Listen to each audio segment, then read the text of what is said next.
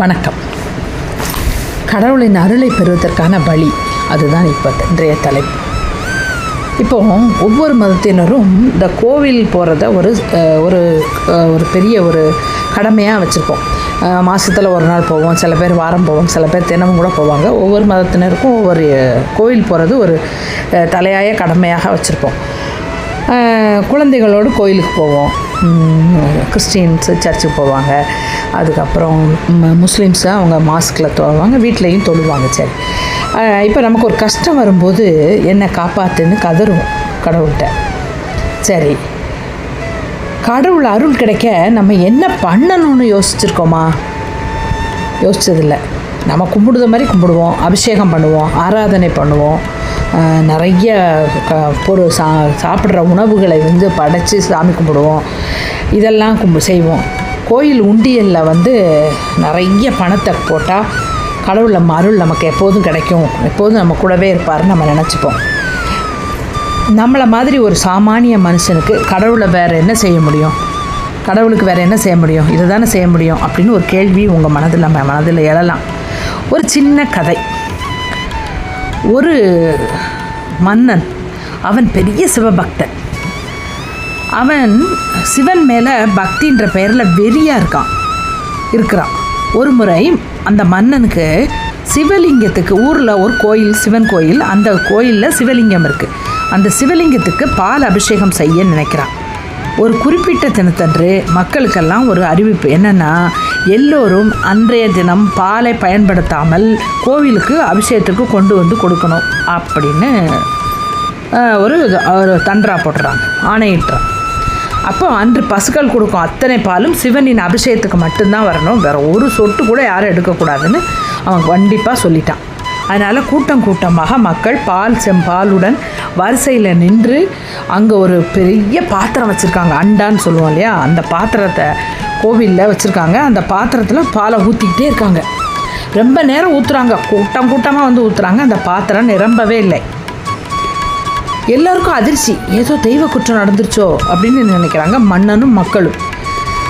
அப்போது ஒரு பெண் சின்ன கிண்ணத்தில் பால் கொண்டு வந்து தயங்கியபடி அந்த பாத்திரத்தில் அந்த பாலை ஊற்றுனான். உடனே அந்த பாத்திரம் நிரம்பி வழிந்ததான். அப்போ எல்லோருக்கும் ஆச்சரியம். மன்னர் கேட்டாராம், அண்டாவா எல்லோரும் பாலை ஊற்றும்போது நிரம்பாத அந்த பாத்திரம் நீ ஊற்றிய ஆளாக்கு பாலில் நிரம்பி வழிகிறதே அப்படின்னு கேட்கானாம் மன்னன். அப்போ அந்த பெண் சொன்னாலாம், மன்னா, என்னை முதல்ல மன்னிச்சிருங்க, நீங்கள் போட்ட உத்தரவை நான் மீறிட்டேன் அப்படின்னு சொன்னாலாம். அபிஷேகத்திற்காக பாலை கொண்டு வரும்போது நீங்கள் யாரும் பாலை எடுத்துக்கூடாது, எல்லாமே அபிஷேகத்துக்கு கொண்டு வரணும்னு நீங்கள் சொன்னீங்க. நான் அபிஷேகத்துக்காக பாலை கொண்டு வரும்போது வழியில் சில குழந்தைகள் பசியால் அழுது கொண்டிருந்தார்கள். அதை பார்த்த உடனே அந்த கொஞ்சம் பாலை அவர்களுக்கு, அந்த குழந்தைகளுக்கு கொடுத்து விட்டு மீதி பாலைத்தான் இங்கே கொண்டு வந்து ஊற்றினேன் அப்படின்னு அவர் சொல்கிறதாக கதை முடியுது.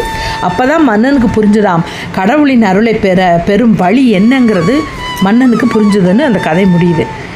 சம்பாதிப்பதில் 1/5 ஏழைகளுக்கு கொடுக்க சொல்கிறது இஸ்லாம். ஏழைகளுக்கு நீங்கள் கொடுக்கும் உணவு எனக்கே கொடுத்த உணவாகும் என்கிறார் இயேசு பெருமான். தேவைக்கு அதிகமாக பணம் இருந்தாலே அவர்கள் பணக்காரர்கள் இல்லை. பணம் நிறைய வச்சுருந்தா அவங்க பணக்காரங்க நம்ம சொல்கிறோம், ஆனால் அது இல்லையா. என்னென்னா, அடுத்தவர்களுக்கு கொடுக்கும்போதே அவன் பணக்காரன் ஆகிறான் அப்படின்னு ஒரு பொதுமொழி சொல்லப்படுகிறது. பணம் என்பது விதை நெல் போலவா. விதை நெல்லாம் தெரியுமா? விதைக்கிறதுக்காக வச்சுருப்பாங்க. அந்த நெல்லை ரொம்ப நாள் வீட்டில் வச்சுருந்தா அது முளைச்சிரும், அது பிறகு எதுக்குமே பயன்படாமல் போயிடும். அந்த நெல்லை அந்த விதை நெல்லை நாம் என்ன செஞ்சிடணும், விதைச்சிடணும். அது குறிப்பிட்ட காலத்துக்குள்ளே விதைச்சா தான் நமக்கு மறுபடியும் நெல் கிடைக்கும். மூட்டையாக நமக்கு நெல் கிடைக்கும். அதை முளை விட்டுட்டு அது நம்மளே மூட்டை கட்டி வச்சுருந்தா அது எதுக்குமே பயனற்றதான், லாயக்கற்றதாக விடும். நாம் நினைக்கலாம், அடுத்தவங்களுக்கு கொடுக்குற அளவுக்கு கடவுள் என்னை வச்சிருக்கலையேன்னு நம்ம நினைக்கலாம். நாம் பொருள் கொடுத்து பணம் கொடுத்து தான் உதவணும்னு இல்லை. நமக்கு கொடுக்க வேண்டும், உதவ வேண்டுங்கிற மனமும் மற்றவர்களுக்காக உடல் உழைப்புமே கொடுத்தாலே அதுவே ஒரு உதவிதான்னு சொல்கிறார்.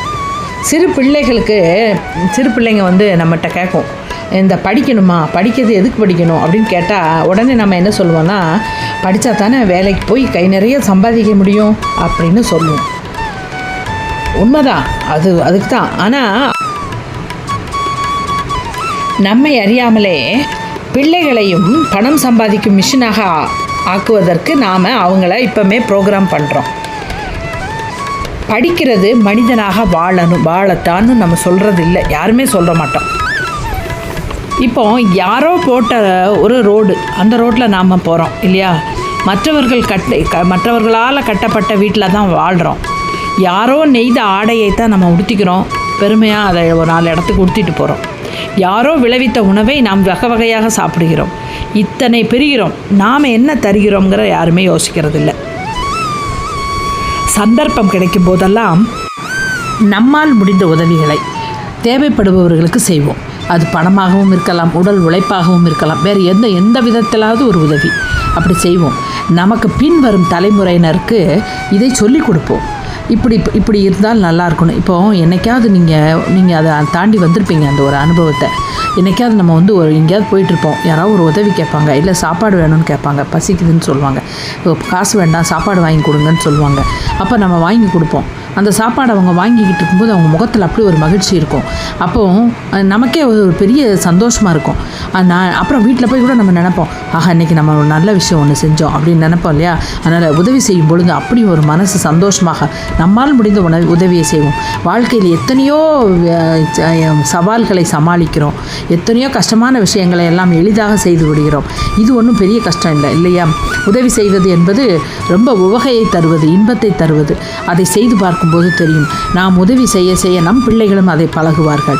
அப்படி பழகி கொண்டே இருந்தால், அடுத்தவருக்கு உதவி செய்தால் கடவுள் நம்மை எப்பொழுதும் நம் கூடவே இருப்பார். நாம் கேட்பதை எல்லாம் அருள்வார். நமக்கு எப்பொழுதும் வெற்றி தான் தருமே ஒழிய தோல்வி நம் கிட்டே வராது என்று கூறி நாம் உதவி செய்து நாமும் நல்லா இருப்போம், மற்றவர்களையும் நன்றாக வைத்திருப்போம் என்று கூறி வேறு ஒரு நல்ல தலைப்போடு உங்களை மீண்டும் சந்திக்கிறேன். நன்றி, வணக்கம்.